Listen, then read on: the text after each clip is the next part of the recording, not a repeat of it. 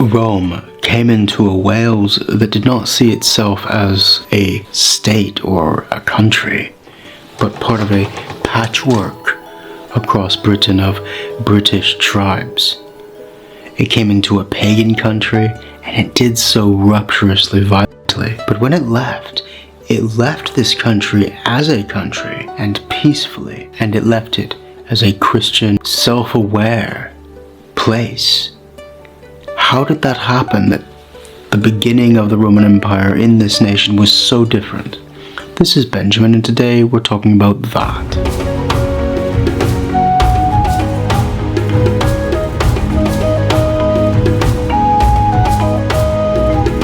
The first tribe to buttress up against Rome were the Silures in the southeast, and it's a bit ironic that they, out of all the ones on the land that is now Wales, can claim the most continuance after Rome.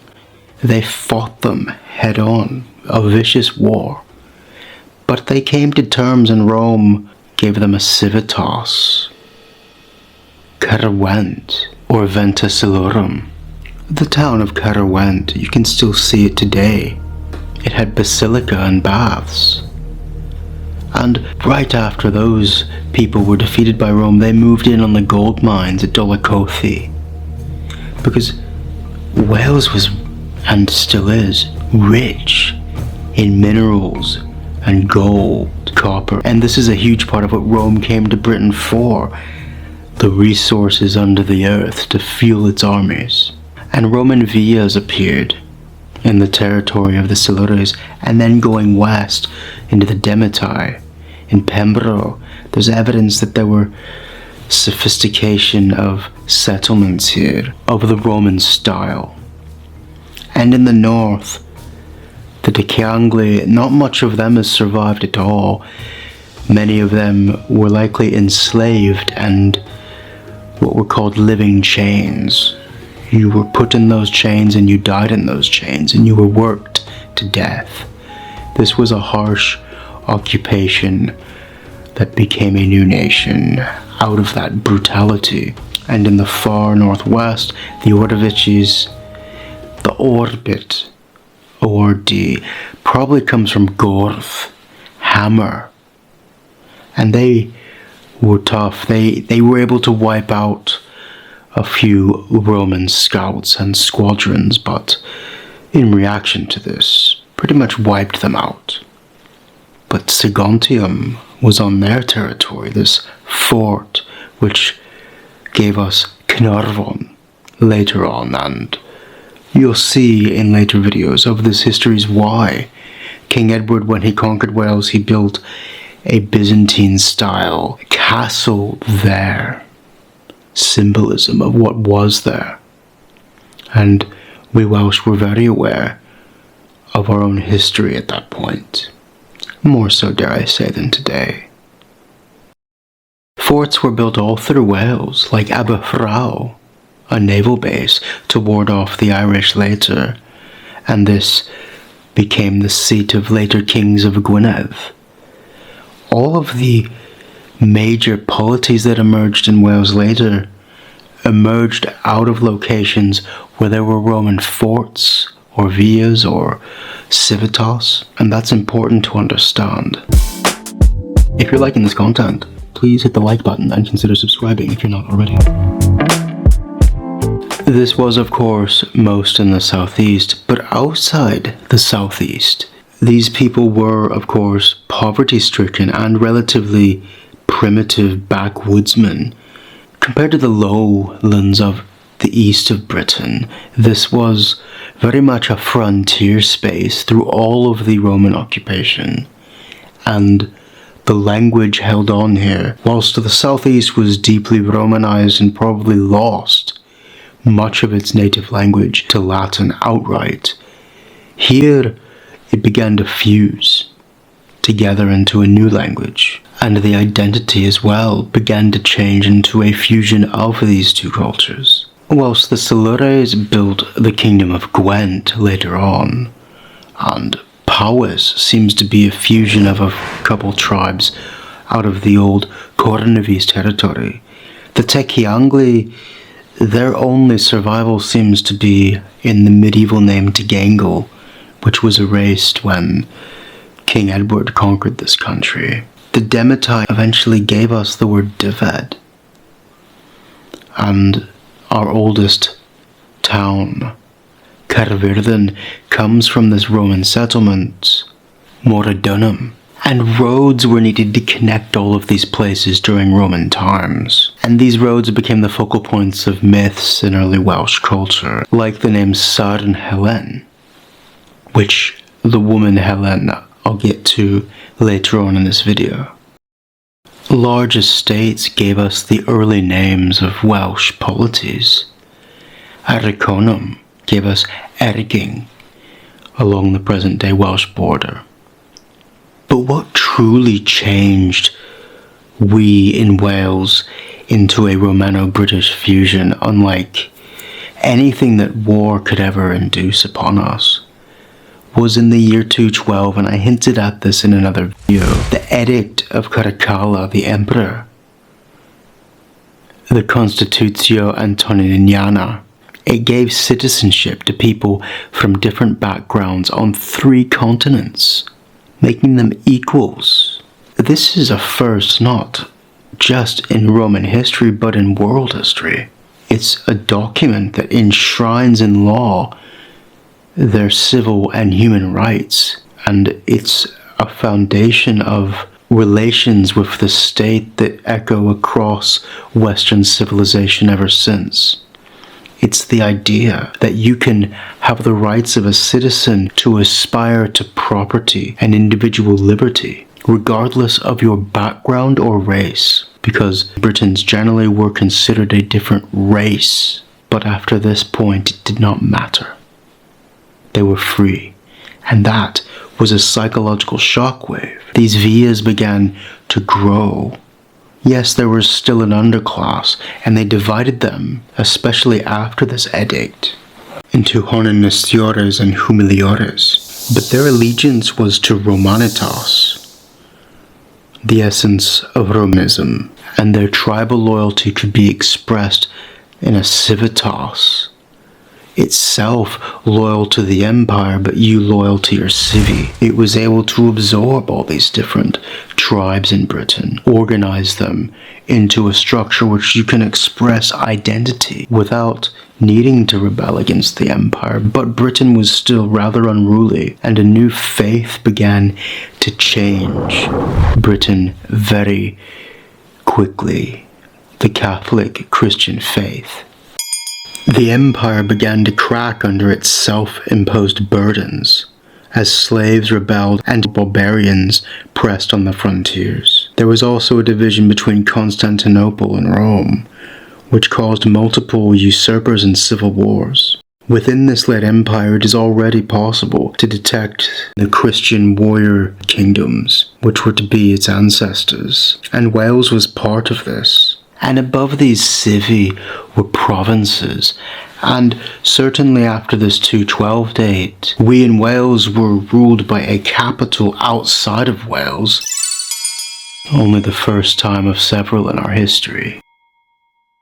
And so we were absorbed into the province of Britannia Prima, without any patchwork of native tribes determining those borders, and this, even though we were more Western Britain, it pressed these 2 peninsulas together into a political entity for the first time, and that's important, as being a political entity separate from the east of the island. That's crucial, and we began to change in our psychology.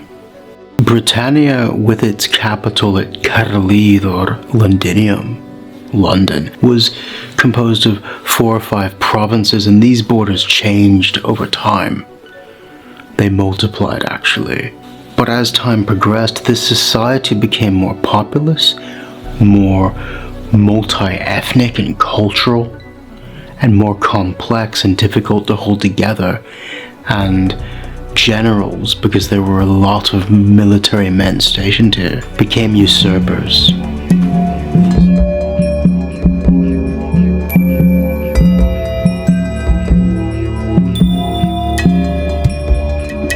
These nobles were living in a time of trouble, and in the year 286, one of these usurpers succeeded. His name was Carausius, and he declared himself Emperor of the North, taking in northern Gaul for himself as well, and leaving the empire altogether for a time. But he was assassinated by his treasurer. For a time after this, constructions were made which allowed greater prosperity, but barbarians were more beginning to attack this island from Ireland, the Saxon shores, and from the north, the Picts beyond the walls, and places like Aberfrau on Ynys began to build walls. The times of pleasant Roman vias was coming to an end. This island fell into a moment of anarchy, and Theodosius I had to gather an army, retake Britain, fighting his way across it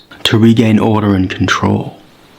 Theodosius undertook a major program of reconstruction, which seems to have opened up a period of great prosperity for the upper classes and aristocracy. But by now, they were disenchanted with having to be rescued from these incompetent, faraway rulers. And the classical cults which upheld the army in Britain revolted and chose a leader, Maximus. And this man is very important for Welsh history. We have our own name for him, Maximus. And the name Wledig comes from gledig, and it has two meanings. It could mean today in modern Welsh, rustic or rural, but in this tense and from the earliest days of the Welsh language, it meant a militia leader with claim to a local land, a minor king, an aristocrat, a lord over territories. Maximus was native of Hispania.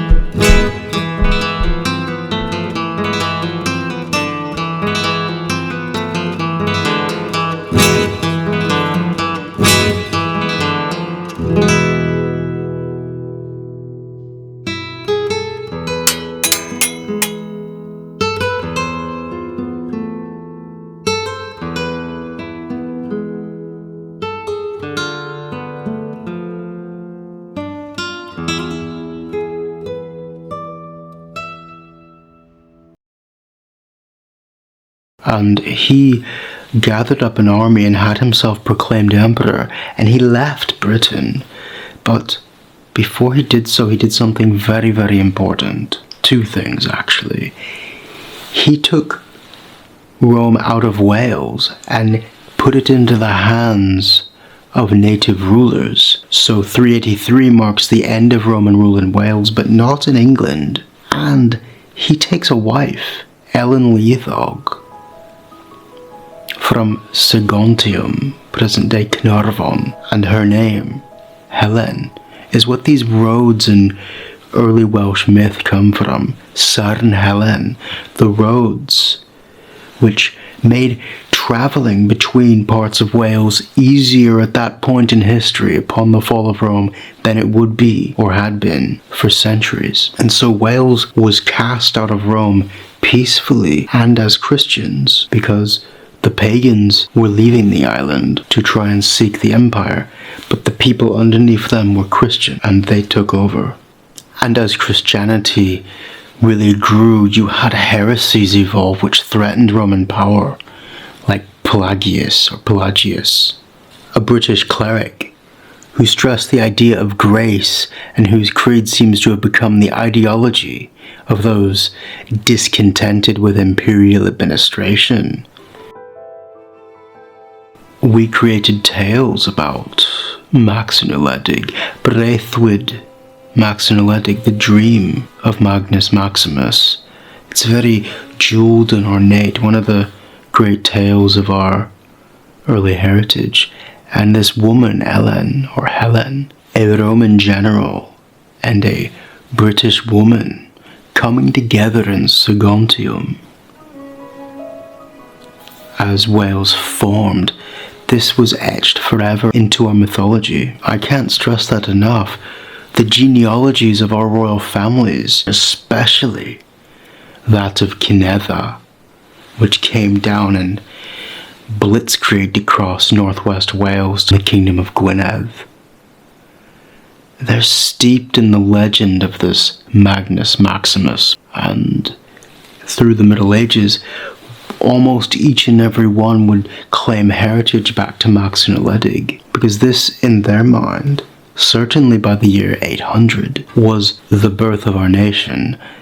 They were aware that there was something before Rome, but that's not what they looked to. They looked to Rome as their inheritance. In this story of the fusion between Rome and Britain, we are much, much like most of Western Europe, especially France in a way. We fused Rome and Britain, but birthed a new nation out of it in a bastardly sense. And on that eve of that birth, we faced a new enemy to the east, and had to wage wars of independence before we were even aware that we had been born. And that anarchic confusion of struggling for independence is what we come to in the next episode. If you've made it this far, please consider joining me on Patreon. On the screen now. Diolch yn fawr iawn. Thank you very much to each and every one of you who do contribute. Diolch yn fawr. Hwyl fawr.